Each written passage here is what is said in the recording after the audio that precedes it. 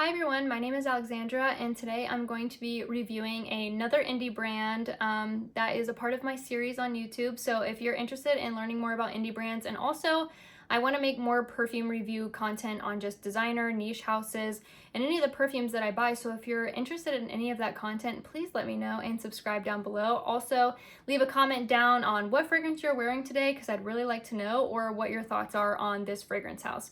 So the fragrance house that I'm talking about today is Fairy Nest Fragrances. You can find them on Etsy. They currently have a Instagram. It's at Fairy Nest Perfumes is their Instagram handle. Sorry, I'm looking on my screen. I have a screen up over here, so I have some of the information. I'm not a professional YouTuber yet, so it's going to be a little janky with no editing.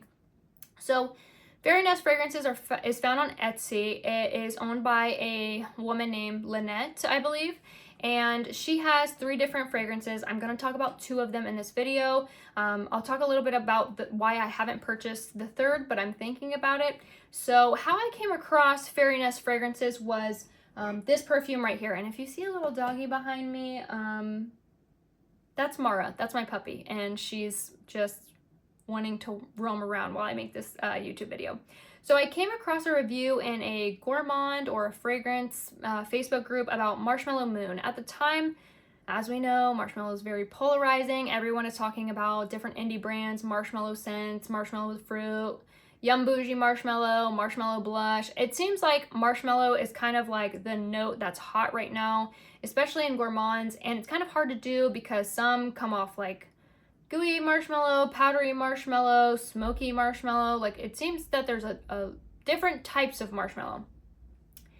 I just wanted one simple marshmallow. I wanted to have the scent to kind of experience it because I like gourmands and I think marshmallow does smell good. And I guess we should make a drinking game out of this and say take a shot every time I say marshmallow in this this video. But someone had posted that this was like their ultimate favorite and better than Kais. Kais was the original.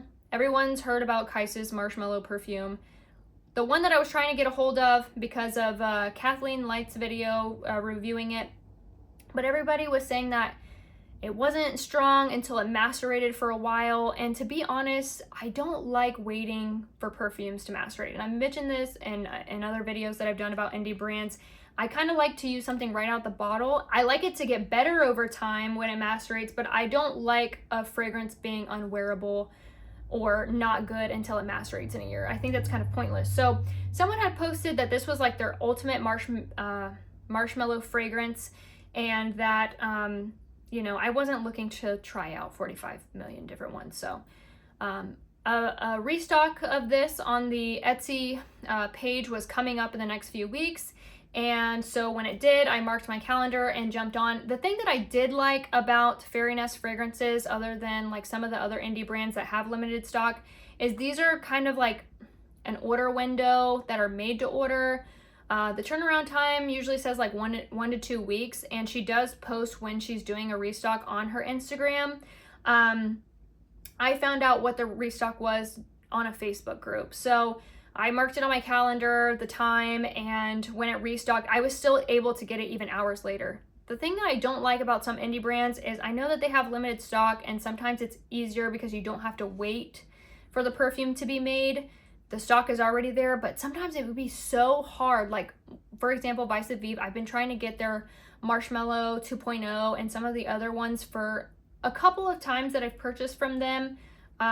Or I've tried to get it actually on resale, and I just can't because a lot of people are looking for it. Whereas this, it was a restock. It did take longer than 2 weeks to get to me. I know that she was sending it out in batches because on the Facebook group, other people who ordered during the same window as I did was getting theirs before mine. I did message her. She was very responsive and quick for responses on her Etsy page that said that she had accidentally spilled a batch, so it was taking a little bit longer. Me personally, I probably would have made an announcement on her Etsy page that it was going to take a little bit of longer time. She did offer me a full refund if I didn't want to wait, which was very nice, but I said that I would wait anyway because, I mean, with Cocoa Pink, I'm used to waiting a few weeks if not longer. So I just said that I would stick it out. If me being me, giving a critique, I personally would have made it a post announcement on the Etsy page, but maybe she did on the Instagram. I'm not sure. I don't follow the Instagram. So this house has 3 fragrances. I have purchased 2 of them, and I'm thinking about purchasing the third, but it's a pistachio fragrance, which I'm not really big on nut-centric fragrances. I do like Yum Pistachio by Kayali, but I don't really get a lot of pistachio or saltiness from that. But let's start with the 2 fragrances that I did purchase. So Marshmallow Moon is their marshmallow with vanilla and sugar, and It's Complicated was the other one that I looked at that I found really interesting. This is lemon sugar, Madeleine cake, shredded coconut, tonka bean frosting, and warm vanilla. So those were the 2 fragrances that I picked up, and let me just do a little sniff test. I've sprayed these and kind of let them sit for a little bit. So like I said, somebody said that this was their first ever marshmallow or best marshmallow. I have not tried any other marshmallows from any brand because it fits and checks a box for me. I don't think I need 30 of them. I'll just say that.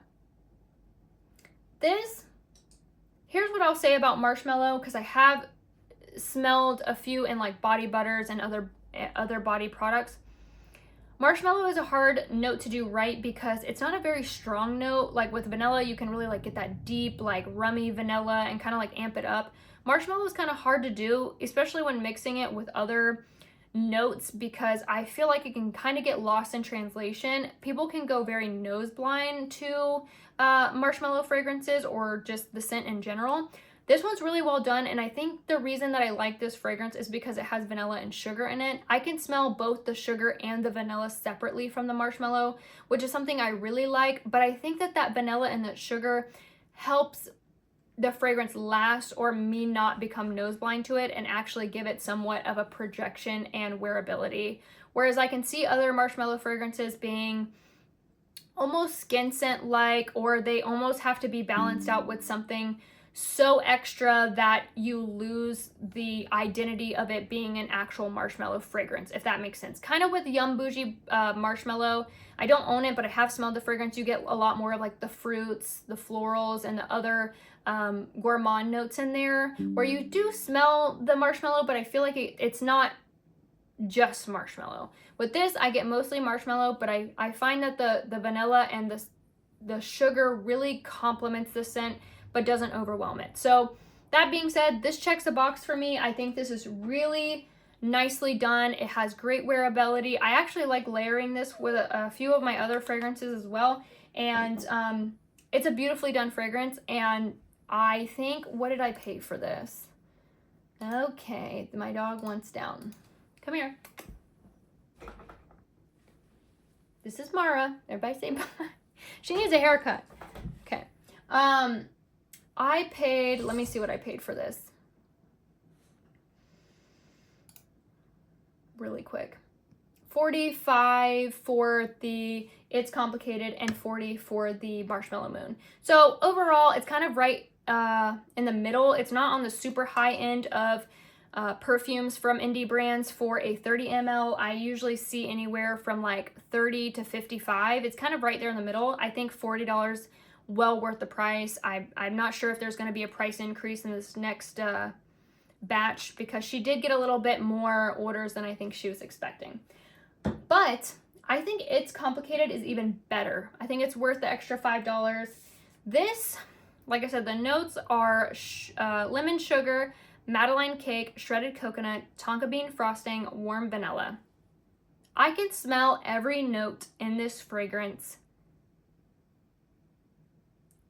It's so well blended. You can tell that the ingredients, like the notes that she purchased, are very high quality, because I don't get anything screeching or cloying or like that. Sometimes when I find indie fragrances, like I understand the direction it was going, but it's almost like the quality of the ingredients just isn't there to support the vision. With this, I don't get that. I get the lemon. It's not too zesty. I get the Madeleine cake. It's not too dense though, because with cake and some gourmand fragrances, it could be very cloying and almost like too food-like. I don't really like too much of a photorealistic gourmand, even though this is very sweet. It's not overly dense. I don't see myself getting sick wearing this. The lemon and the coconut, I haven't smelled any fragrance quite like this. And I'm sure Cocoa Pink probably does a version of this somewhere in their 100 scent list that's probably similar, but it really is brilliant. The lemon is good. I sprayed this and let it dry for about 15 minutes, but even when I wear this on its own, I can smell it in the morning the next day when I wake up. The longevity is perfect. Both of these perfumes are not too oily. The spray is perfect.